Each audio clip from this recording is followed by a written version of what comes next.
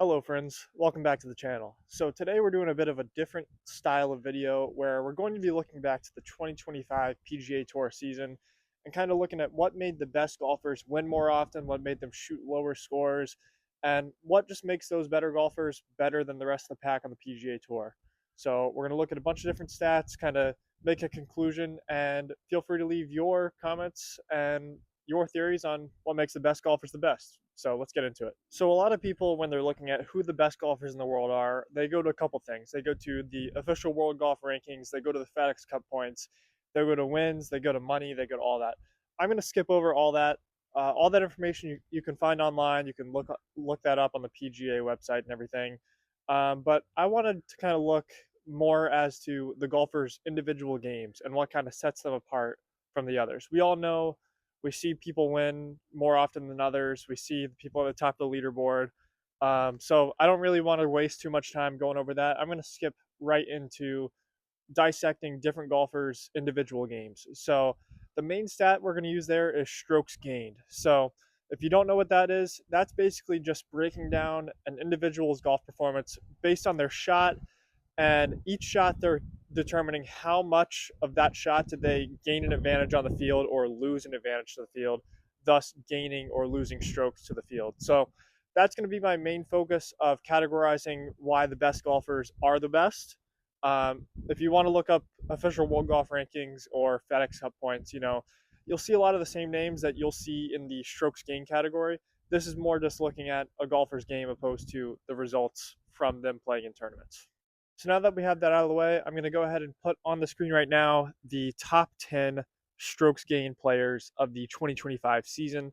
A lot of these names you will notice and you will see that these people win a lot of tournaments, they win a lot of money, stuff like that.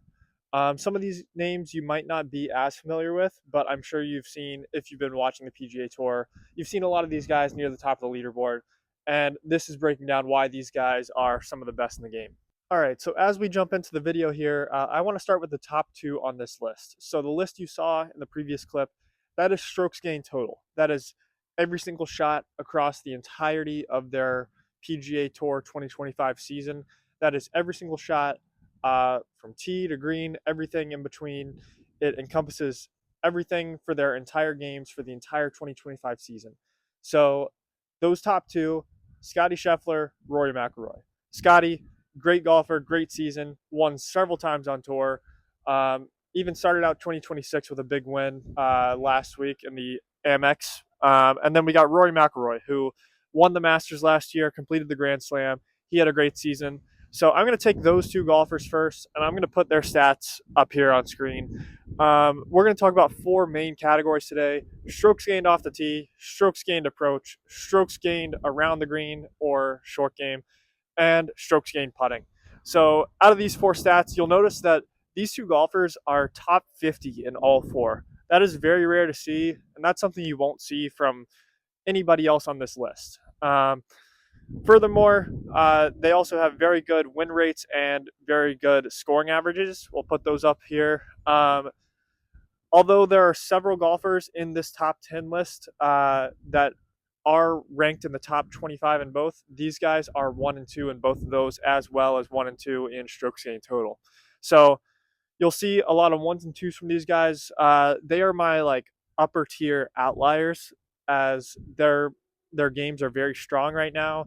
They have played incredible seasons, and they don't really have a weak part of their game. And some of the guys you'll see coming up have some parts of the game that are a little stronger or a little weaker. But when we're looking at trends, I just want to highlight these two as outliers, as all parts of their games are extremely good, and they really balled out this year on tour. So let's get into the rest of the top 10 and kind of see what kind of trends we can notice there. So now let's get into the rest of this list. So I asked my followers on Twitter this past week what they think the most important part of the golf game is for scoring. We were pretty split between tee shots, between approach shots, and between putting. Not a lot of votes. Hope to get that number up. If you haven't followed the Twitter, that's going to be down in the description. Please follow. Please vote on the polls. I'm going to have a lot of polls coming out that I want to feature some things on the channel. So please vote, make your voice heard, and see your vote tally up on the channel on some videos. So let's go ahead and get into the bottom 8 of this top 10. So we're going to try to put all their stats on screen right now. Um, and as you can see from first glance here, you will see that um, the one stat that really sticks out is strokes gained approach. Um, Out of all the players in this list, strokes gained approach, all top 10 of these guys were in the top 32 in strokes gained approach.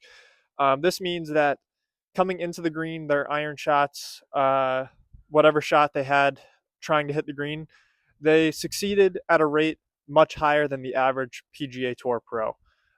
You'll notice that some of the other stats, strokes gained off the tee, we had a pretty good showing there. We had a lot of players in the 20s and the 30s. We had a couple big numbers. We had a couple in the 60s and the 90s, but those often were kind of remedied by their strokes gained approach being so high as well. Strokes gained around the green. This one was very shocking to me, as I've always been a huge fan of short game. I've always been a huge teacher in work on the short game, practice the short game. Those shots will really take you far. If we look at the short game, we had a couple of these players with really high scores, really high strokes gained, 3, 5, 12. And then we have some really low rankings there as well. We have 102, 120, 80. So a lot of variance in the short game, which can also be kind of explained by kind of their stroke gain approach. So with your stroke gain approach, it's all about hitting greens. With your stroke gain around the green, it's about chipping around the greens, putting around the greens, like all the short game shots you're going to hit around the greens. Um, so those two really go hand in hand with a kind of inverse reverse correlation. So with your stroke chain approach, if you are really good at hitting greens, you probably don't hit a lot of shots around the greens since you're always going to be hitting the greens and rag and then putting. If you're really good with your short game, you're probably not the best iron player, probably not the best ball striker. So you probably don't have the greatest stroke chain approach, but you make up for that with stroke gain around the green. And a really big shock for me was how wide the variance is with the strokes gained putting as well. We had Rory who was fifth in strokes gained putting. That was a big shock to me. You have some more people on this list. You got some people 15, 18, 19, and then you have some in the triple digits. You got 110. This was very shocking to me, especially with Keegan being stroke gained around the green third, and then 110 in strokes gained strokes gained putting. Uh, this I kind of had a hard time kind of coming up with a good explanation for it. I didn't watch too much of the PGA Tour, so I couldn't tell you how well he really putted, but I guess that means, when he's not hitting greens and when he's not chipping it close, he's having a tough time putting. And usually he doesn't have to rely on his putting as much because he chips it close and has these little tap ins, has these nice par saves. But I can see how when the short game is off or when you're hitting greens and leaving yourself with further approaches, how the putting can be worse. So, very interesting stuff there. Another thing I want to note is that out of these top 10 strokes gain players, 9 of them were in the top 25 scoring average, as you can see on there. And then 8 of them were in the top 20 in win rate. So I just want to highlight how strokes gained total paints a pretty good picture as to who the best golfers in the world are. So as you can see, 1, 2, 3, 5, 7, 4 are the top 6 in the strokes gained total, and that's their scoring average. And then you have some players like Ben Griffin, who was sixth in strokes gained total, but fourth in win rate. All these top 10 strokes gained players have some great success on the PGA Tour already. They all have good scoring averages. They all have decent win rates. We've seen these guys win on tour. We've seen them at the top of the leaderboards. So just to highlight how good of a picture that strokes gain really shows as to who the best players in the world are. With all that being said, my big conclusion was that the big takeaway is that strokes gained approach is our big teller of who the best players in the world are.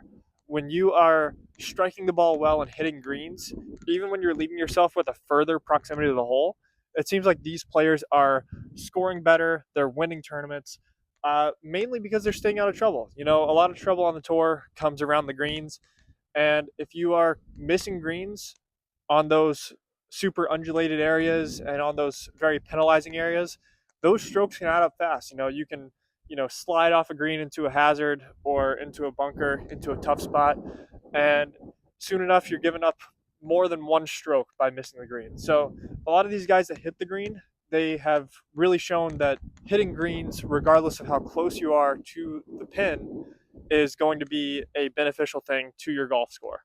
So that's my big takeaway. Strokes gained approach, the best stat on tour this year. I'm looking forward to seeing how it all plays out in 2026. I would say probably more of the same, but you never know. I know that a lot of players have really made a point of hitting it far and then only having wedges in, or occasionally having short iron in. Um, we've seen some success with that, mainly with Bryson, and when he really rose to fame off of hitting these long balls. So it'd be cool to see kind of how strokes gained off the tee and driving distance kind of come into play, and how those factors play out in the coming year. But in conclusion, strokes gained approach, a super valuable stat. Hitting greens, regardless of how far you are, very important. Staying out of trouble.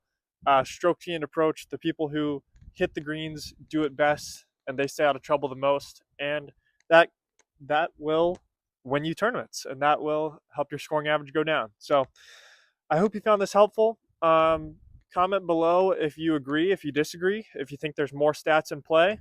And I hope to catch you in the next one. And as always, let's play for par.